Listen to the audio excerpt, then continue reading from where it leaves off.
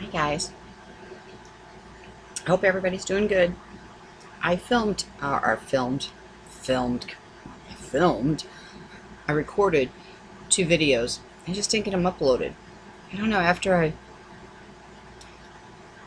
watched them again, and I had to wait. It takes forever to download on here.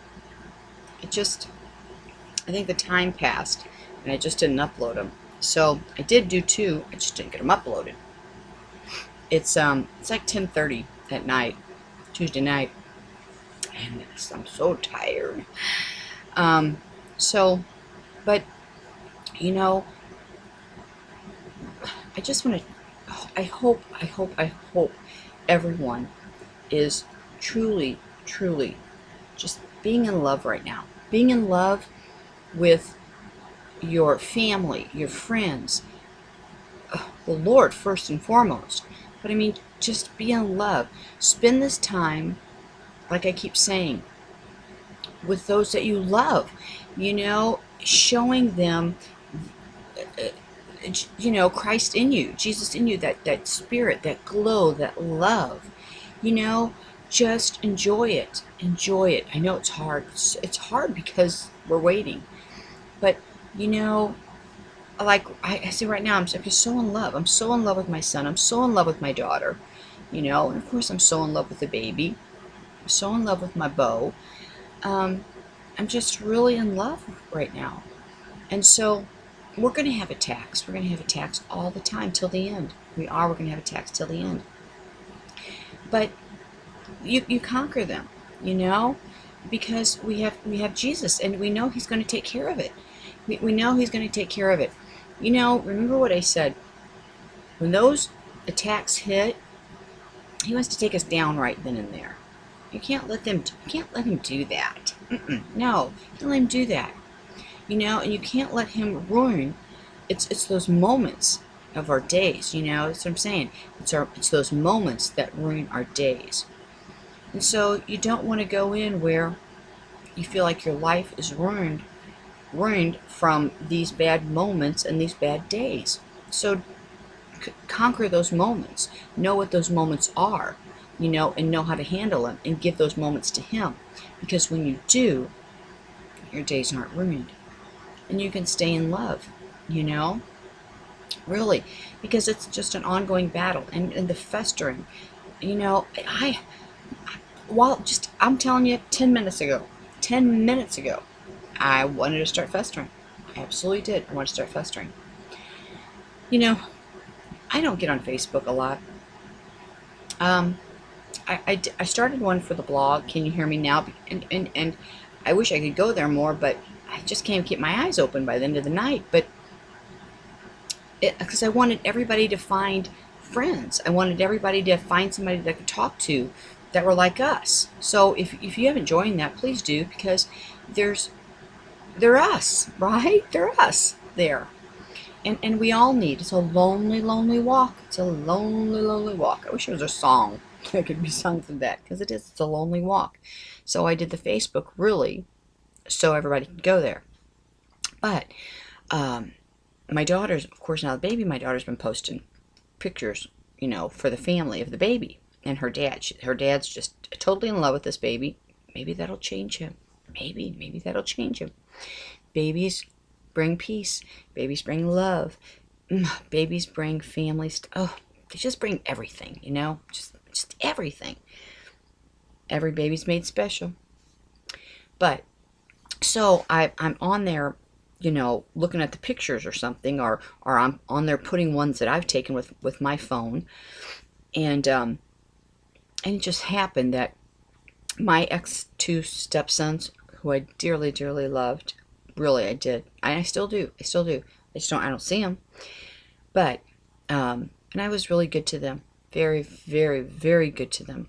And it's a shame that it's just a shame, but they both had babies on the same day in April. The older one had a boy. He was 6 weeks early, and the younger one had a girl, and they were born on the same day.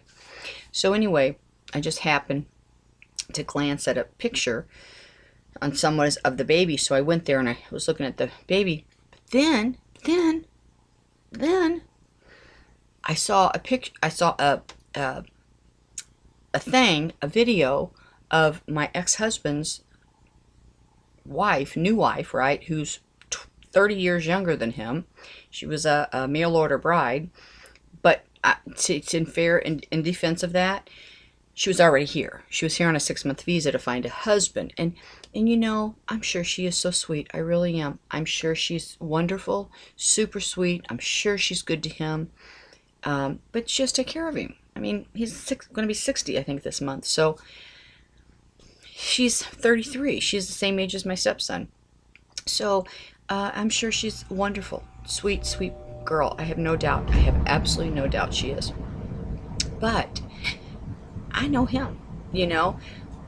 Anyway, it was a video of her and her friends, and she's Asian, and and I don't mean that in any way, shape, or form whatsoever. But I didn't understand, and because I don't speak Asian.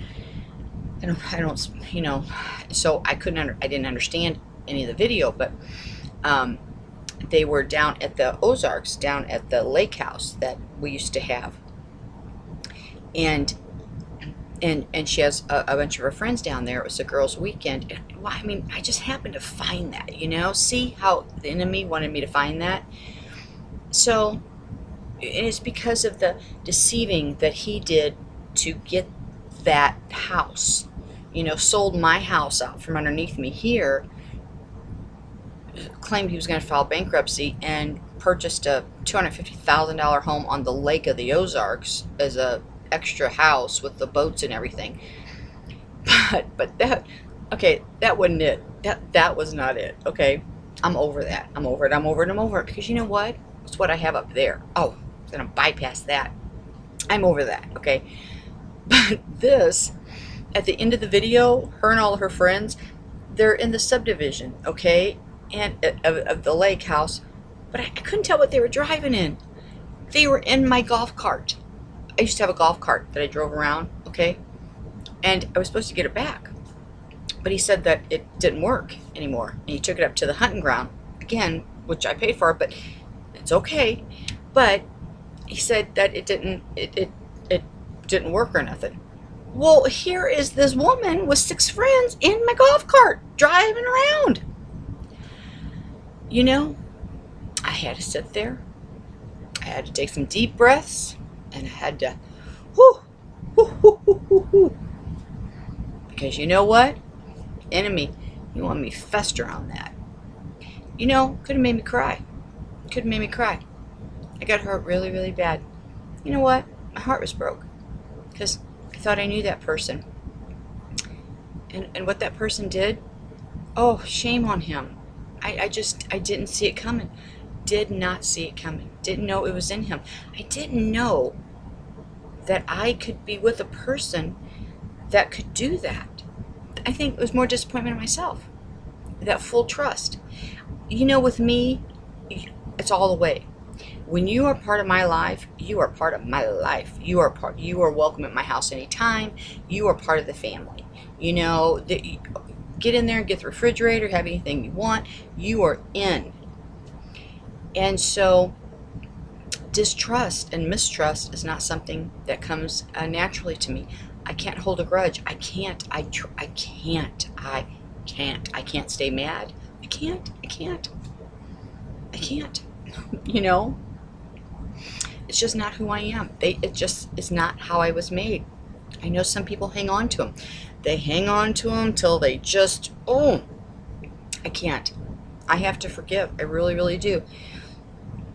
But when your heart is broke like that, you know, it's just that you're just so disappointed in them. Just so disappointed in them that they did something like that, and that you had such bad judgment, you know. Well, I just didn't see it coming. But she's in my golf cart, and so I'm just sitting there going, Lord, please, I don't want to fester on this. I don't want to right now. The mosquitoes are eating me up as I'm sitting out here watching it, and why did I even turn it on? See, that's why I don't even go to those places. Trigger points for me, right? Trigger points. So I just said, Lord, take it, please take it, because I know you have got me a supersonic golf cart up there. You know, I know that you have got me a lake house. You know, everything that was taken from me here will be given to me there in this paradise. You have to understand that. There's oceans, okay? There's beaches. There's, you know, there's everything there. But here I am. I wanted to fester, but I'm not going to. And you know, I'm not going to say terrible, mean things about her. Absolutely not. It's not her fault. She had nothing to do with it. She had nothing to do with it. It was him. And I feel bad. I feel embarrassed for him. I feel embarrassed for him. Is what I do, because he did not age well. I just, you know, beauty's in the eye of the beholder, right? I just loved him, you know. It was his personality. I loved his personality. I just didn't know he was just a deceiver. I just didn't know it. See, the enemy has him. You know, the enemy has him because he grew up in the church. Grew up in the church. So, and you know what though? I think about that. If the Lord would not have allowed all that to happen and had my eyes opened and broke my heart, I cried. Oh, I cried. I was heartbroken. So, but see, if the Lord would not have allowed me to go through that, if he would have not pulled me from that, or ripped them from me, or me from them, or however you want to do it, boy, you know what? I'm who knows? Could I still have a foot in that world? You know? Don't know. How blessed am I? How blessed am I? So, and he had to take everything because he wanted me to depend on him every single day. And I have. I've had to, right? And he drew me to him. He drew me to him because he knew. You know, he knew. And I'd give anybody anything, you know? I didn't know there was bad people out there. I knew there was bad people out there, way out there, but not around me. I just didn't know there was bad people in the world, in my world, okay? It's a big difference in my world. Didn't know it. I mean, you have little tats and stuff, but is somebody around me going to be deceiving and bad? I mean, just bad? And to have your longest friend from the age of 5 and your husband, I mean, they weren't together, but both of them just steal you blind and just rip your life from the two people closest to you. Boy, it was really hard because I didn't want to trust anybody again. And I remember saying, no, I'm never going to do anything for anybody, and I'm never trust anybody, Frank. I'm never. But see, that's not who I am. That's not who I am. My one girlfriend used to say that, you know, I just couldn't see the bad in people. And so, remember I talked about this a long time ago, how God puts people in our life that has that discernment, you know. And my girlfriend, she used to always try to tell me, and I'd say, oh, you know, they're nice. They're, you know, no, I won't believe it just on anybody. Because she just had that. She could tell, right? And she knew I was easy pickings, so easy pickings. And I'd say, oh, you're so hard. You're going to have to soften your heart. She said, you're going to have to harden yours a little bit, you know, because you don't see them coming. And they just bam. And, you know, he puts people. Sometimes when we can't see the bad around us, he puts people in our lives that have that discernment, you know. He does, until we get to a point where we can have it. But I'll never be hard-hearted. Never. And I cannot hold a grudge, and I cannot hate, and I cannot stay mad. We should practice in the mirror of me saying no. You know, I just couldn't do it. But he had to. I did not take the road or stay on the road that he had me on, right? And so my marriage was not blessed by God. I will tell you that now. It was not blessed by God. It was not. It was not. He wasn't who I was supposed to be with. This was my second husband, and I loved him. Whew. You know that. You know that soulmate kind of love that everybody wants. That just melts at the knees. That's what it was. I mean, both of us.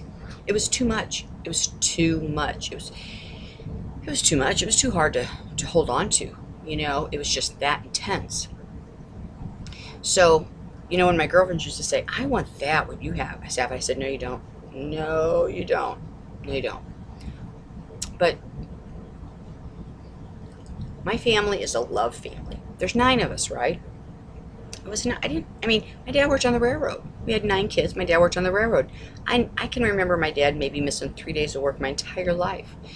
He was very old school, conservative, paid cash. If you didn't have cash, you didn't buy it. Just a good, salt of the earth kind of man. Well, we are a love family. All of us were real lovey and kissy and huggy, and we still are like that. Now we're not as close now. It's because God. See, now what has separated us is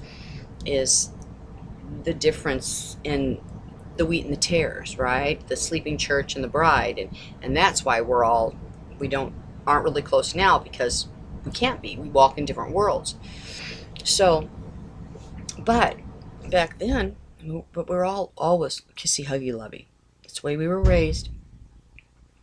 So, just, oh, come here, And my husband should tell me, do you have to hug everybody? I go, well, doesn't everybody hug everybody? That's how I grew up.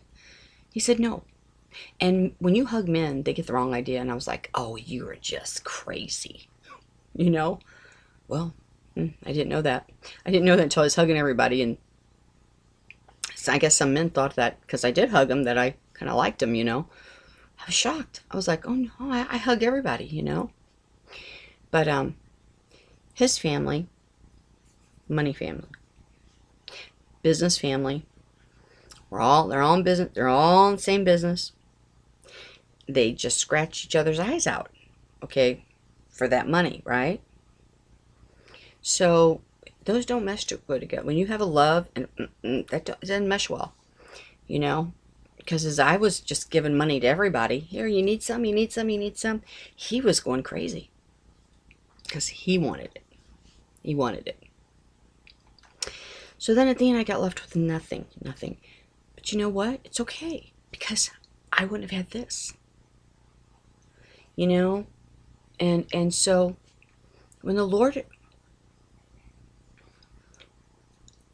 when you have one thing after another affecting your life, I mean hard things, I mean life-changing things, you just can't get your breath.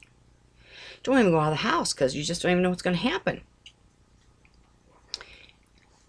Know what that is. Know what it is. The Lord's allowing those things to happen to get your attention. Okay? He really is. He's calling you. That's how lucky you are. He's calling you. We don't see it as that. We see it as, oh, you're so mean to me. What did I do wrong? It's not that. It's not that at all. He's calling you. So know it. Pick up on it right away. Run to him. Run to him. When my son Trey died, I know I keep repeating this. But I knew the minute. I knew it. I knew what it was about. I really did. And I said, God loved me so much. So much. He took my son to give me his. To fully give me his. He took my son. And you know what? I ran to God. Straight. I'm going to find the heart of God. I wanted to find out. I knew he was the only one that could mend my broken heart. And I knew God was a loving God. I'd known him my whole life, right? Because we all know. We all know when we're marked by God. We all know when we're one of God's. All of us. all of us. It doesn't matter if you were walking in the world, you still know. Here, you know. I knew. I just always thought he had me. You know, I thought he had me and he'd never let me go. And he'd never allow something like this to happen to me. But when it did, I knew it was not to punish me. I knew it was because he loved me. And he was getting my attention. And unfortunately, that's what it took. Because I was all caught in that emotional, you know, crap from my you know. So I was crying. I was just heartbroken over my husband. Just heartbroken. And he said, well, little girl, if you don't stop that crying, I'm going to have to really give you something to cry about now. Okay? Because don't you ever, you know, that's why I tell everybody, don't you ever cry over a silly, silly man. Don't you ever cry over a silly, silly woman. Because you know what? He'll give you something to cry about. When he's trying to pull something apart, let it go. You know? But at the same time, know when he's putting somebody in your life and you're trying to push him away because that's just what you know when God's trying to bring somebody into your life. And I'm not saying that it's always like that, but you know what I'm talking about. You know when that mesh is just not you know, especially if they're not godly people, you know. And he just ran. He wouldn't have anything to do with God. And so when you're in that unequally yoked relationship, and the pull is there to pull it apart, let it go. Know what it is, let it go. You know, when you're with a non-believer. But you know, I just knew. I knew. So I knew that God was a loving God, and I knew God loved me. I knew he loved me. And I knew that if anybody knew what my broken heart felt like, it was God himself. He lost his son in the most horrific way. So I knew somebody who truly understood my tears, that truly understood my heartbreak, you know, was God. So there had to be a good reason why he would put one of his children, many of his children, because there's many of us who are in this very unpopular club, you know. That's what I call it. When you lose a child, you become, you know, in the club. But I knew how much he loved us, and for him to put us through this, it had to be a very good reason. Very good reason. I knew he just wouldn't do it to do it. It had to be for the greater good. I knew that.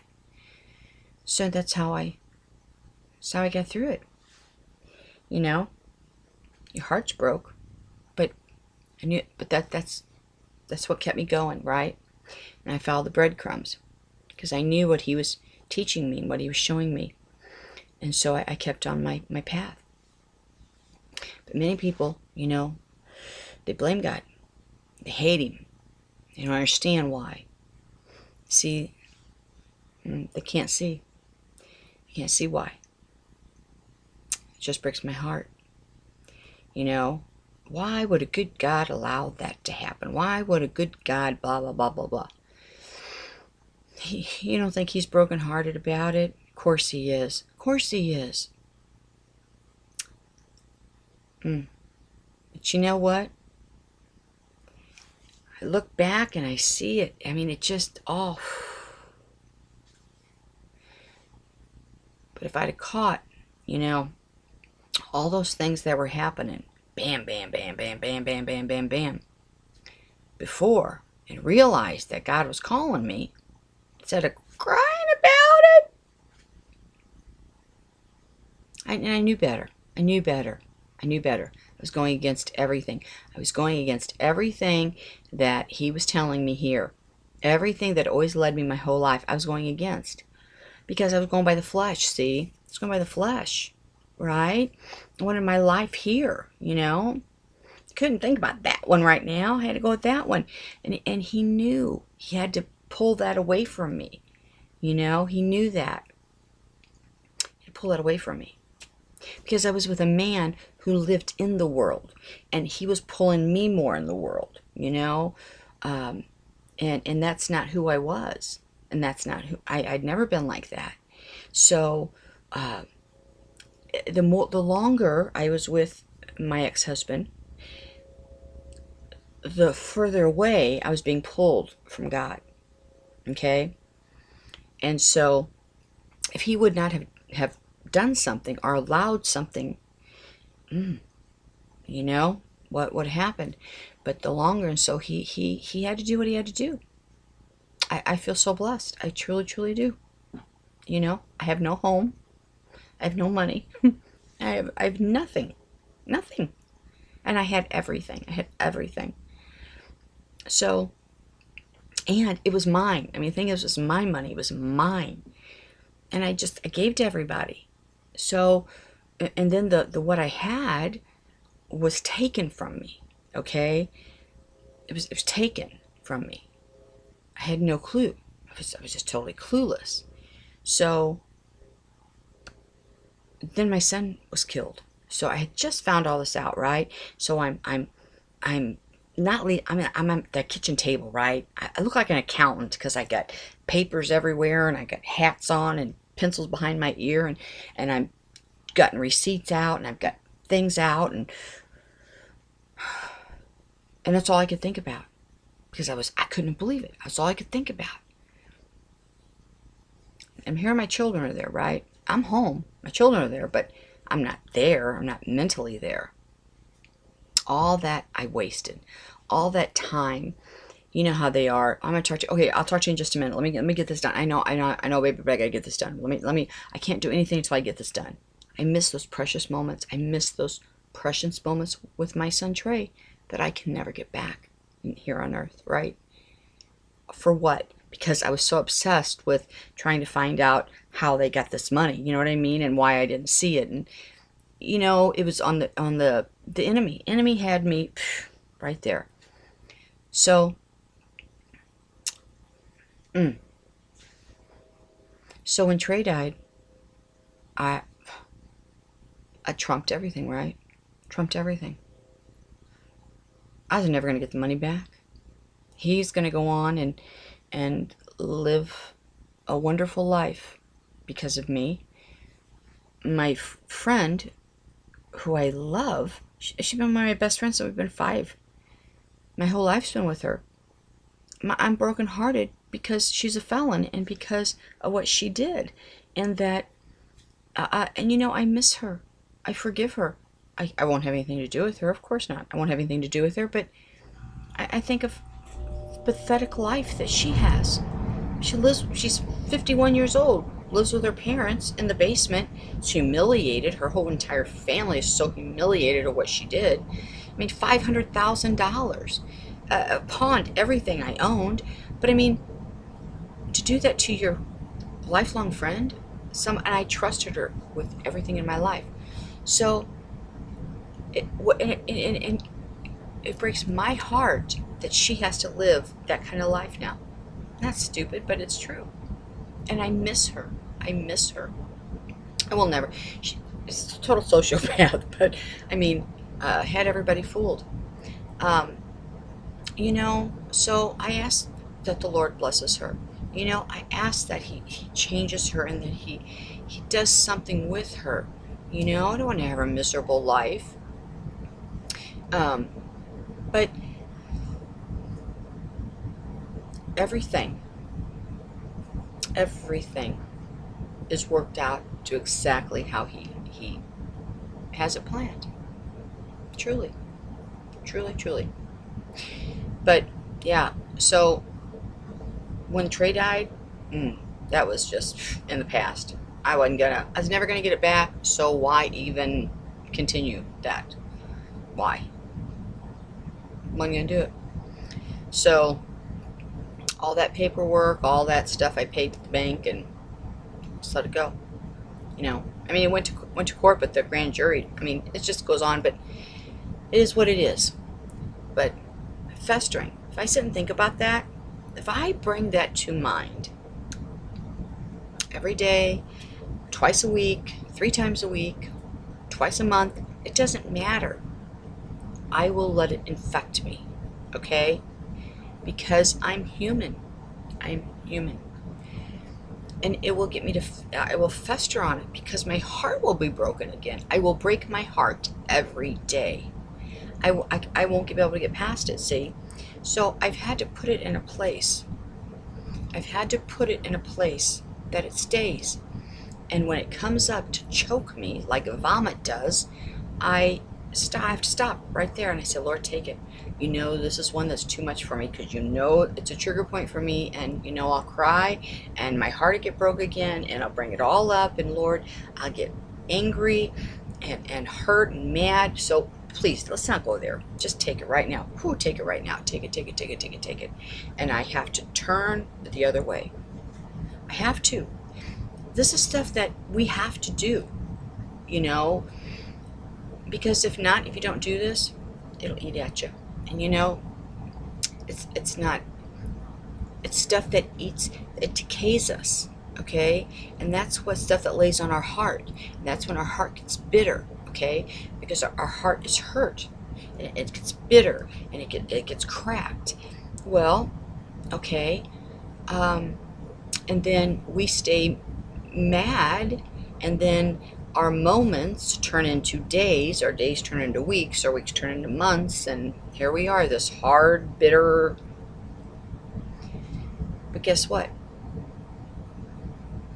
You gotta let go, because you know what he's gonna do?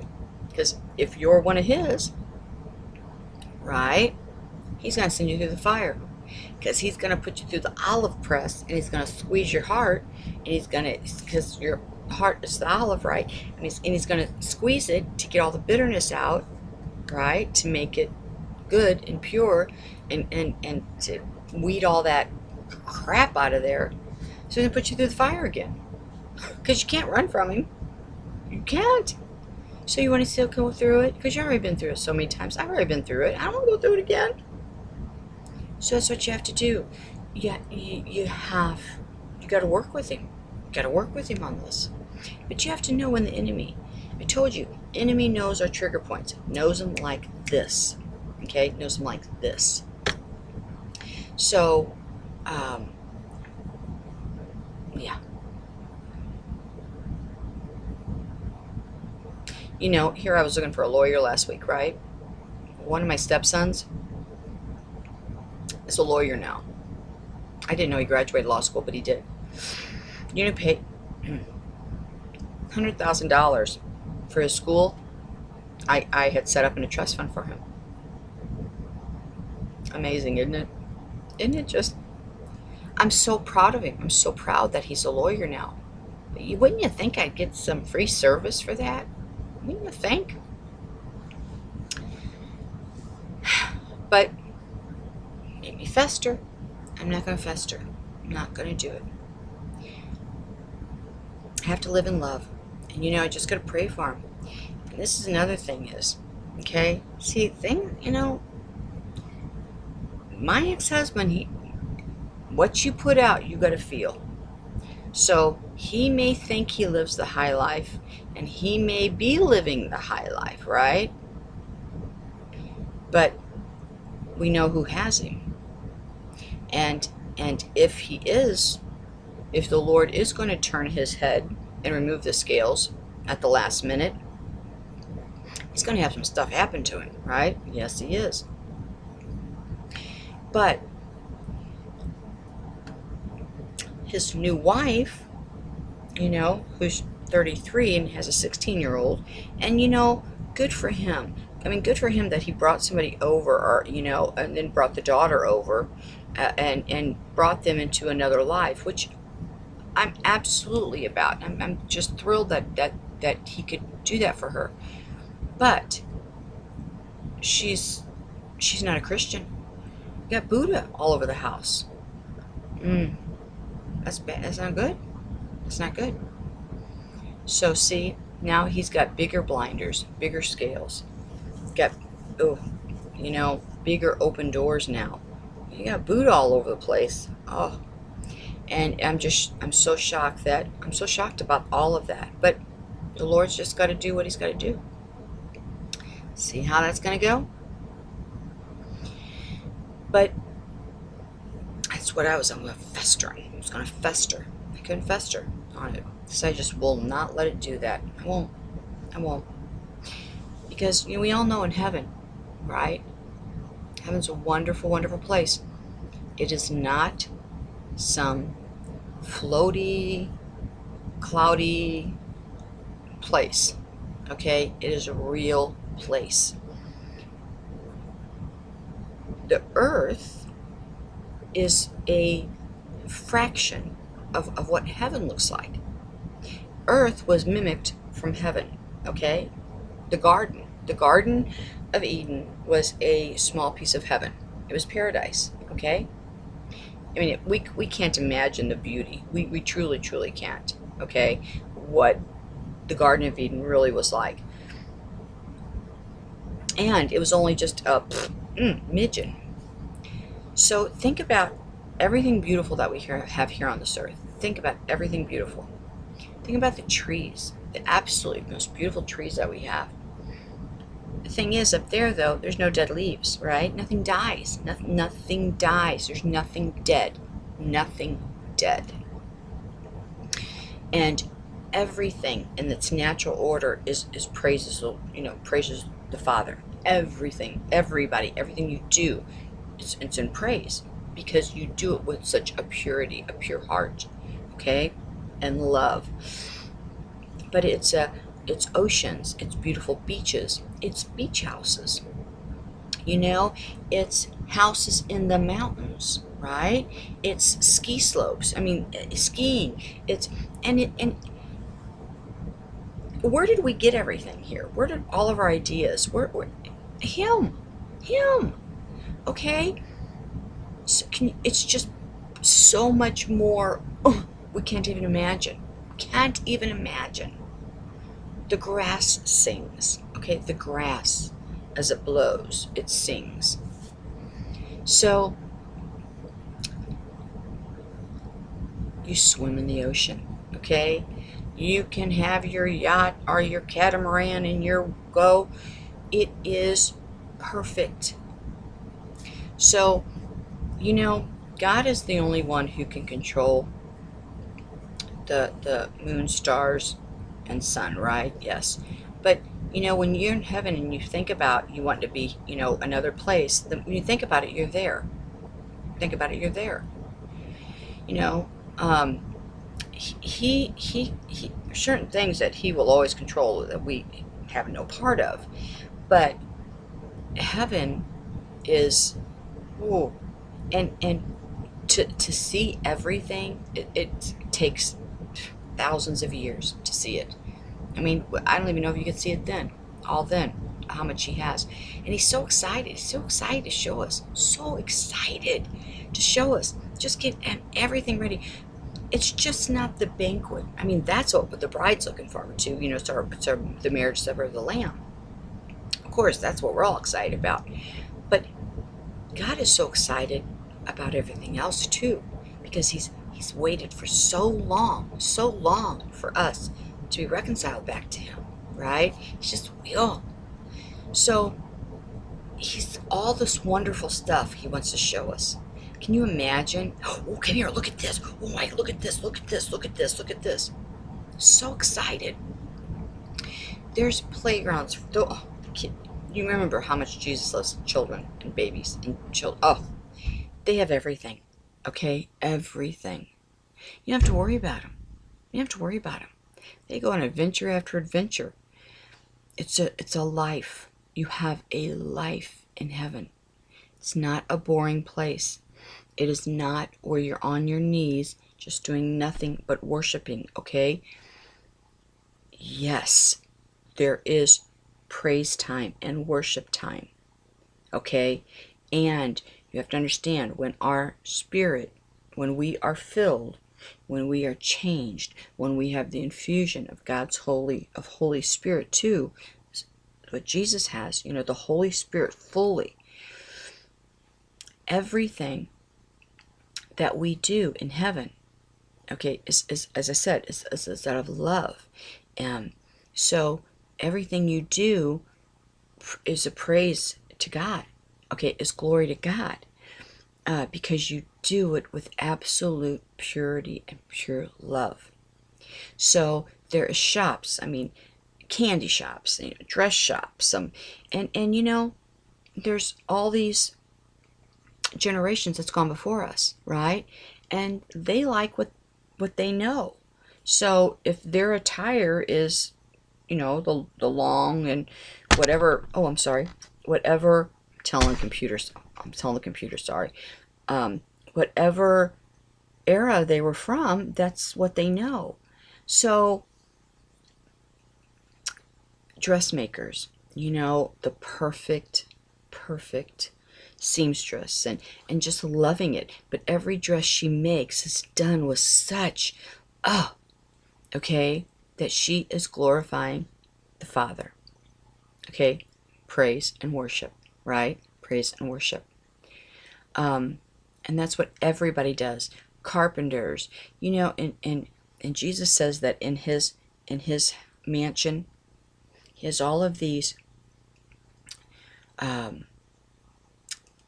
It's a house. I mean, beautiful, obviously huge, but oh, there's a bug on the screen. But special things made by people that, carpenters are painters or rug makers or, whoever, whatever. And he just delights in it. And his house is full of things that people made in love, for him. And people who have made things on earth as a, and what do I want to say? They, what word do I want? They made something and I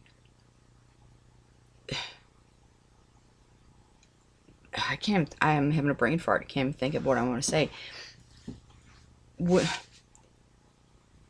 they dedicate it, okay, or they make something in honor of him, okay, or they make something and they say, I'm dedicating this to the Lord, right? Okay. He has an exact replica, if not the real, the real things here on earth, right? But he has an exact replica of it up there because he hears it. He sees it. He hears it. All those things matter to him. Do you understand? All those things. He is truly showing us now all of heaven, okay, and has for the past year. So that's where he wants our eyes at. That's where he wants everybody's. He wants your hope there. He wants you to know what's waiting for you because of what we have to go through and what we see here. And so he's been showing us for a year now heaven because that's where we reside. And so, but our eyes, dimensional, we see here. We see here. So he's like, stop. I want your attention there. I want your attention there. And everything that's been taken from you here, everything you didn't have here, you have no idea what is waiting for you there. I can't, just can't imagine, And this is just not one house, Many will have many. And it's not being gluttony, it's not being greedy, and there's no status anything, okay? It's not even that. He's giving to you as a gift, and God is so excited. That's what you have to understand. God's so excited about this. It's his gifts to us, of his love for us, of his promise. Every word he said was just not to say. It's true meaning in that. So don't think that, I can't wear any cute clothes or I can't do it. No, you have a life there. You have a life there. Nothing is dead there. There's no decay. There's no decay. So the colors are gems everywhere. Just keep your eye on that. Keep your thought on that. Okay? And know that all, you know, when we see a house, you know how you have that picture of that favorite house in the back of your mind? And every time you go by it, you're like, I love that house. I want a house just like that. I love that house. He's got notes of that, okay? And through our life, everything, even if we never told anybody, there might be a certain style that we liked, or a certain, I don't know, kitchen or furniture or whatever it is. It's all noted, and he's put it in there. So when you go into these mansions, it's not something that, it's not designed of something that's not something that you already don't love, you know? It's your heart's desires. Remember that. He's giving you your heart's desires. So all those little notes of all your favorite things, he's taken and he's put in there. So, and I know this. I truly, truly know this. And I think about that. So when I think about, you know, the lake house or my golf cart, I think, oh, why am I even thinking about that? Because can you imagine what I got waiting? You know, I'm not going to let the enemy make my eyes think something here is greater than it is. Because it's not. It's not. It's not. I can live without my son. I can live without anything, can't you? I can. You know, I really can. And when I want something really bad, I think, well, if I can live without Trey, I can live without that. So, I do. It's just be in love right now. Just really be in love. It's a waiting game. It's a waiting game. So, look, my arthritis finger. Can you just believe that? Look at that. Can you just believe that? My arthritis finger. A little crooked arthritis finger. My mother had one the exact same way. Just the pinky. I look like her. I act like her. Now I got her arthritis finger. It cracks me up. But just be in love. Okay? Just enjoy your family. Enjoy your friends. Enjoy your life here. But not standing in, you know what I'm saying, in that world. But don't be sad. Don't be sad, and don't lack joy. Don't do it. Enjoy every day that you have. So, everything, I'll do another one, and we'll talk about that. All right? I got, she's yelling upstairs, so I'll be right back. See you soon.